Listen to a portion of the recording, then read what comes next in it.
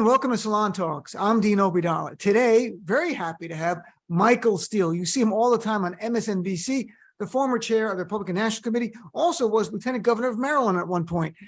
Micheal, nice to see you, my friend. It's always great to see you, even though it's increasingly challenging times. I thought when we beat Trump, it was all going to get better.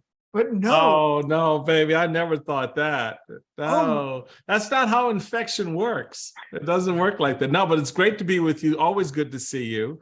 And we're on the cusp of a big decision the country's got to make, right? I agree. Well, let me ask you a quick thing. You're former chair of the GOP. Yeah. Sure, years ago, if I asked you, what does the Republican Party stand for? You'd be able to tick off policy positions that they stand for, one after the other, and go, here's what we're about. Can you tell us today, when you look at the Republican Party, what does it stand for? Whatever Donald Trump wants it to stand for, whatever Carrie Lake or Marjorie Taylor Greene or Ron DeSantis espouses, whether it's burning books or going after people who don't look like you or live where you live. It is a different America that they're trying to make. It is an idealized of America that never existed. And to the extent that it did, it was, rife with all kinds of issues around race and economy and prosperity for people. The reality of it is this party in 2016 began to abandon its core values and roots, and in 2020 completely tossed them into the ash bin of history when they decided we didn't even need a platform to tell you, Dean, what we believe, because it only mattered what the wiles and whims of a small group of very angry white people was all about. And that's been the animating feature. And so it's interesting to see. Here we are now, 2 years out from a horrific moment in our history, or a year out from a horrific moment on January 6th of 2021. We're about to go into a fall election, midterm election, in which the country has to answer a deep question. I think it's important. I think it's deep. Do you love enough? Do you love me enough to keep me? Right. And that's the question democracy is asking. To that point, President Biden made a speech a few nights ago about democracy, and he had a line that really jumped in. He said, what we're doing now is going to determine whether democracy will long endure. And I really wish people, and I wish corporate media would have taken a breath and look at the historic nature of an American president on TV before Election Day, pleading with Americans to choose democracy over autocracy. And he literally defined autocracy on television. I'm a fan of history too. I went back and read Lincoln's inaugural address, his first one. That's kind of close. That's what it felt like when you're reading it. What is your takeaway from a president of the United States pleading with people to choose democracy over autocracy? Well, a couple of things. The first is that he's got to make that plea on the heels of January 6, 2021. You would think that the natural American response would be, oh, hell no, we're not doing any more. No, absolutely, democracy all the way. And these election deniers and, half-beat wannabes who are out here, shellacking and shilling for autocracy, get away, out damn spot, as Lady Macbeth would say. But the reality of it is they've leaned into it. And the fact that the president has to get out and make that address says that. But even what's more troubling is the fact that for the press, for the corporate media, it was like it was an equivalency test. It was no different than a football team winning or losing a game, or for them it's all about the horse race. Who's winning? Who's losing? Who gets control and power? And democracy is kind of sitting in the corner going, hello, what about me? And nobody is really responsive to that. And those of us like yourself, me, and so many others out here trying to shake America in that, that infamous moment where Cher slaps the crap out of her male lead and says, snap out of it. We're trying. In Moonstruck? Moonstruck, yeah, and Moonstruck. Like that Moonstruck moment. And what else do we do? So here's the deal. Wednesday morning we wake up, elections will not have been decided, Dean. Right. There will still be ballots to be counted. And there will be narratives that will be promulgated by the corporate media because, again, it feeds the horse race, acting as if that's somehow unusual. There's something wrong there. And they want to investigate. And they want to put these liars on television who've already told us, if I don't win, I'm going to claim fraud. So, the big setup has been the space we've been in. And unfortunately, democracy doesn't have a lot of defenders. I mean, I hate to say that, but if the president of the United States has to go on national television to remind people that, this stuff matters, I don't know, dude, maybe I missed something, but I don't think people are seeing it the way it is. No, President Biden's speech didn't even make the front page of the New York Times the day after in the print edition. That's remarkable. And there it is. That's not Fox News. That's the New York Times, folks. Decisions have been made. Do you think Donald Trump musing about running on again is everybody is wetting their damn pants right now in excitement at the prospect? How excited? Do you think corporate media, the executive? Oh, they can't wait. They cannot wait. They cannot wait. They are such hypocrites and liars. They're like the top of the pile because the money that flows into their networks and their cable stations and their newspapers and their websites, every little clickbait that they put out there about Trump is gold, and that's their bottom line. And so, again, democracy's in the corner going, I ain't that easy. I get it, right? I'm not going to show a little leg, because that's not how I roll. I require hard loving. I require hard work. And it's too easy for them, Dean, to just kind of give into that. And I just watched today as this news was, being leaked out that on November 14th, Donald Trump is going to possibly, maybe, very, very, very probably announce he's running for president. Who gives a what? Right.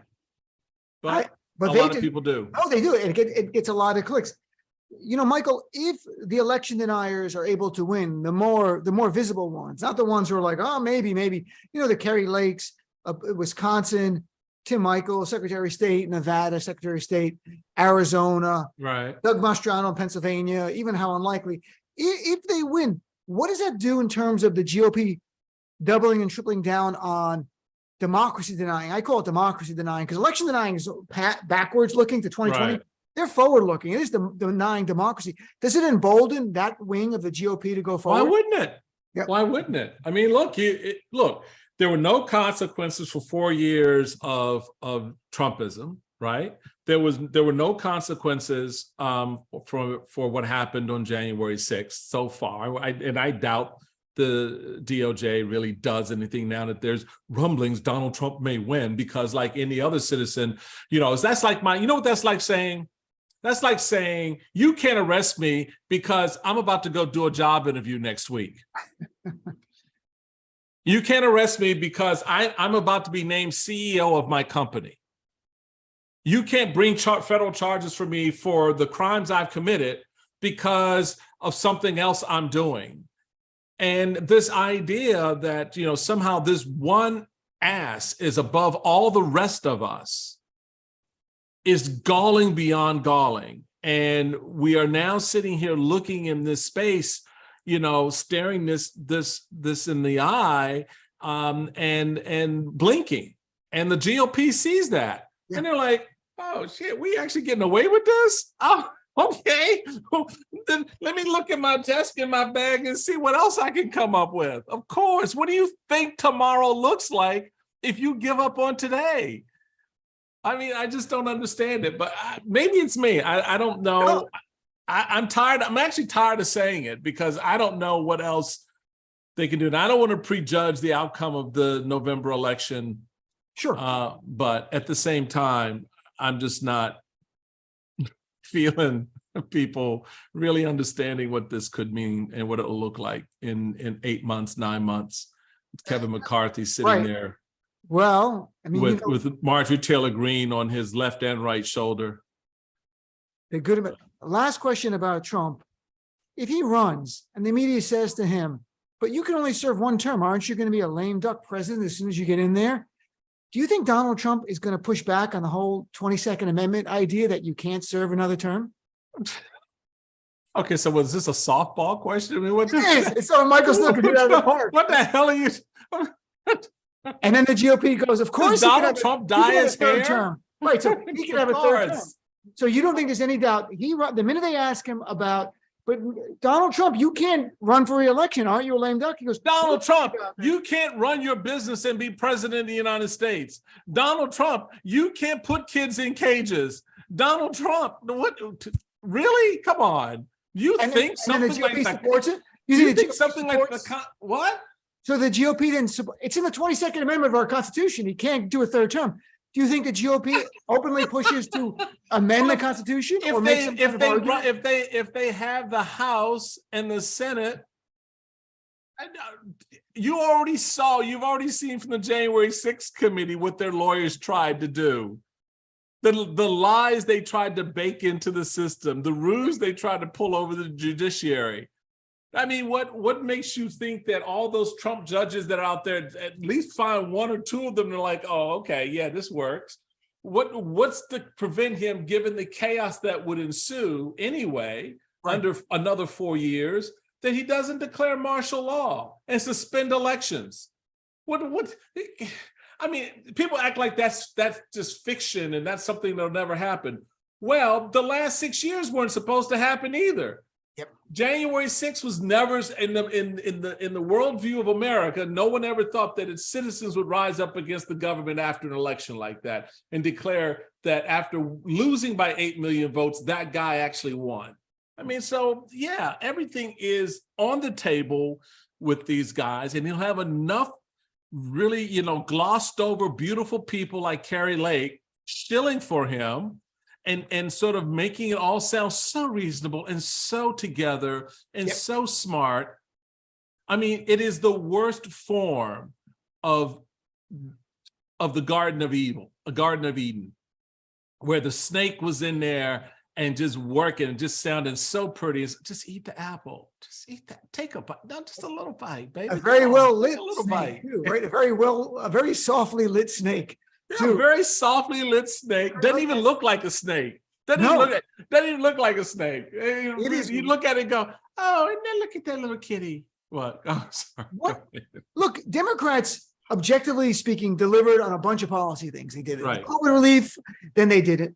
The infrastructure bill, they helped our veterans. They helped invest in electric vehicles and climate change and the Inflation Reduction Act.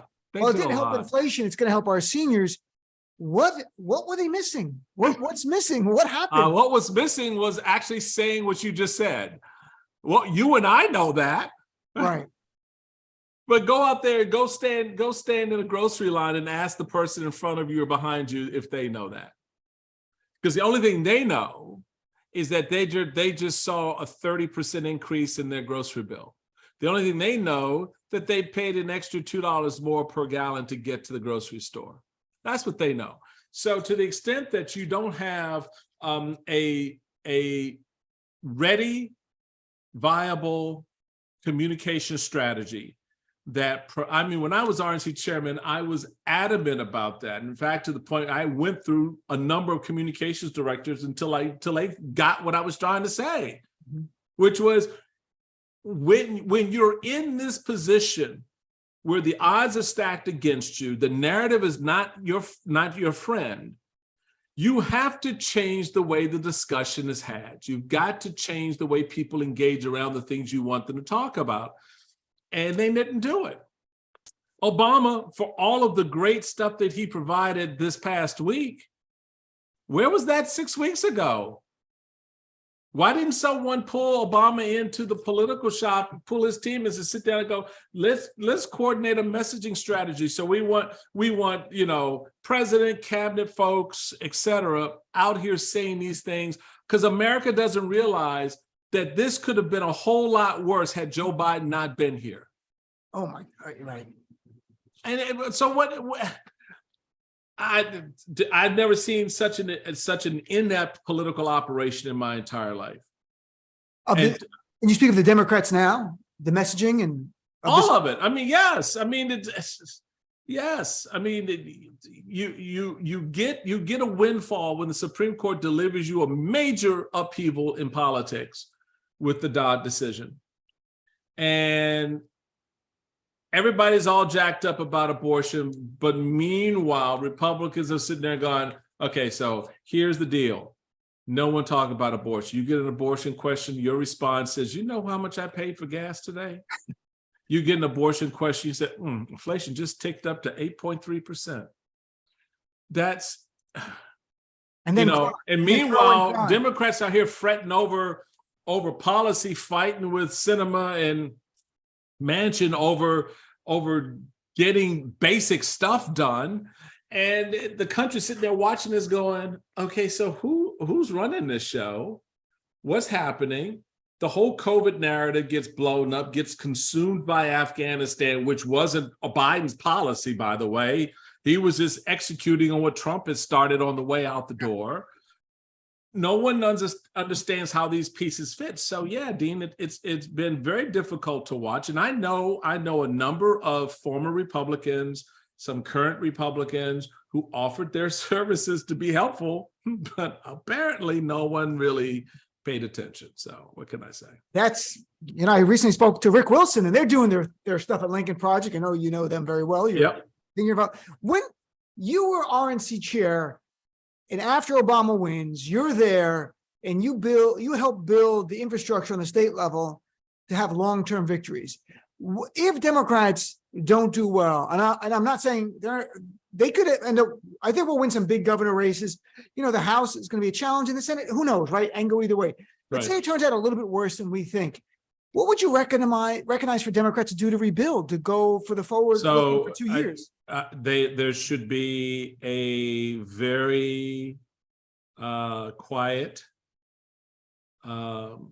meeting, pulling in key players across a number of sectors in politics. So messaging, money, grassroots, constituencies, things like that.